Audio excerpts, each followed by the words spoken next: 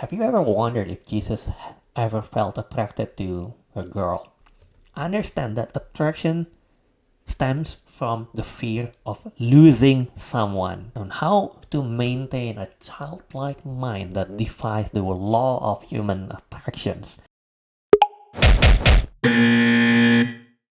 Hi again, my name is Darren Gozali, and today I want to ask you a very weird question. Have you ever wondered why we found ourselves drawn to a specific beauty standard?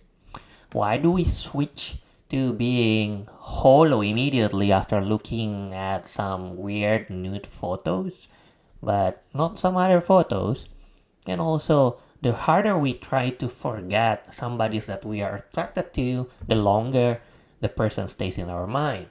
Also, why do we find ourselves drawn to those that we don't like, but after closely working with them, we start having this romantic feeling? So by the way, this video is very highly technical, so bear with me till the end of the videos. Hopefully by then you can guess the answers of the questions that I just threw. Have you ever wondered if Jesus ever felt attracted to a girl? I thought the answer was no. I mean, of course, but I want to uncover the hidden secret in his mind. Like, why would it be? He was a guy and he was human 100%. There's no excuse. He was 100% human. So, if you face an issue in your marriage or want to live out a chaste life for God or simply try to not, hurt other people, well, this is a video for you. Listen till the end. Being around the various religious groups has taught me a lot of self-control. By the way, I used to look somewhere else whenever there is a girl that is attracting me. And I also did some simplified version of what Saint Francis did. He rolled on thorny branches to control his mind and body in the past. It was bad. I didn't really do that, but choose something similar. But severe self-control and intense prayers to calm myself has made me so stressed and crazy when dealing with dangerous mobs, taming autoimmune, and facing the intense challenges in life, like crazy stuff. It doesn't work. So, looking back, Jesus really didn't have this kind of worries while preaching to those who wanted to harm him, killed him at that time. He even slept on the boat peacefully during a storm, remember? So I was wondering, like, what is inside of his head? How could he not have anxiety?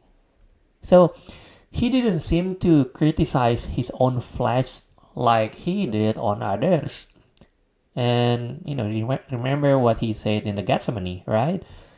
But that's a major question for me.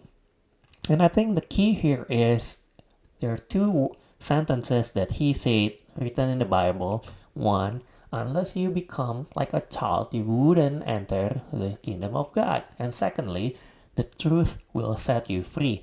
And I think these two have the key to understanding how his mindset are structured. So, a child that doesn't react to danger is free. A child that is not controlled by stupid mindsets are not controlled by the flesh. So it seems like flesh, when he says it, seems to point at a predetermined outcome controlled by trauma, escapism, or bad mindsets, or obsessions. It is not so much doing the contrary. After tweaking thousands of memories in my mind, I'm gonna break it down for you, alright, on how to maintain a childlike mind that defies the law of human attractions. Hopefully, this will be fun. So, number one, this is what you're gonna do. Understand that attraction stems from the fear of losing someone. There is no such thing as real attraction. It is purely fear of losing someone, while obsession toward them arises from the desire to own and control or manipulate someone. there's no such thing as romantic love. It's a very cool, beautiful word, but in our brain, there's not such no such thing. We just want to own and control stuff because we are fearful. So that's number one. This might be hard for you to digest, but bear with me. Number two, sometimes you gotta let go of the responsibility to make the person in front of you happy or disassociate them from being a threat or dangerous. Okay? Number three, disassociate every action related to attractions from being deemed unacceptable. This is very, very important. Number four, separate the word danger or disgust from each body part that captivates or draw your attention or captivates you, one at a time. Number five, push the image of someone or something you are fixated on from the canvas of your memory when you just project it here.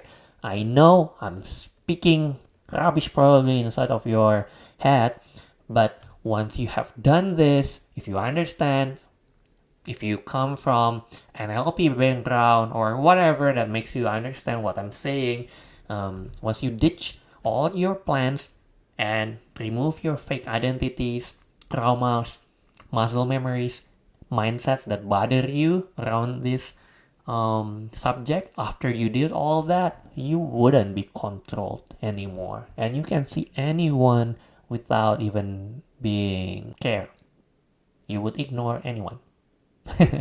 But if you can choose to make them happy, but then you would not have your body automatically do it for you.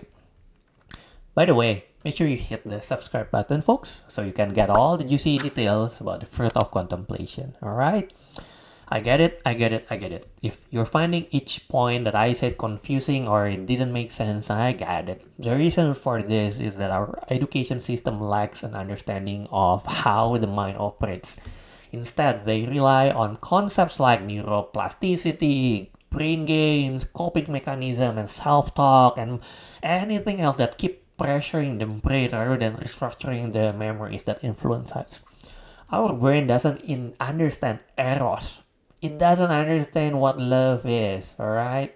It can choose and it can fear. It can create some images. It makes us scared. It can connect to memories, what we call association, and we can remember muscle states throughout our body. That's all. By the way, I don't have any fancy data to back it up, but this point should also apply to any confused person or LGBTQ person as well. If you are in need of assistance with any of this, if you're interested or want to know more, just head on over to my surface at www.mind.surgery. Next time you are into someone you shouldn't be really into, it's not love. The best course of action is to intentionally lose whoever you are afraid to lose. And by doing so, you will have a lot of freedom. And you are not controlled, and you don't try to self-control. That ends up, making your body and brain tired. And even worse, trying to not be able to pray in a free manner. Make sure you hit the like button below and drop a comment if you have any sizzling questions about any other topics you want me to tackle.